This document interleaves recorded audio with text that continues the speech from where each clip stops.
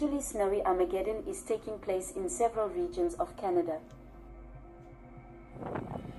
A very cold Arctic air mass is found over most of British Columbia, bringing heavy snowfalls and extreme cold temperatures.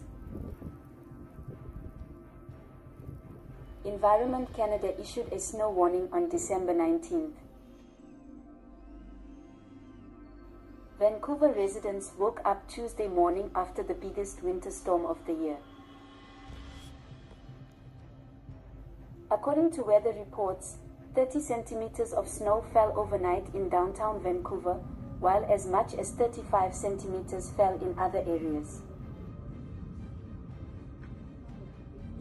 Heavy snowfall paralyzed sea, land, and air communications. Vancouver Airport has announced the suspension of international flights from December 21st to 23rd. At one point, about 14,000 customers in the region were left without electricity.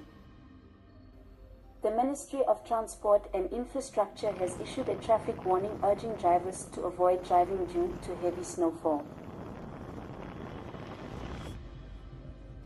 Those with pets or outdoor animals are advised to provide adequate shelter during a cold snap.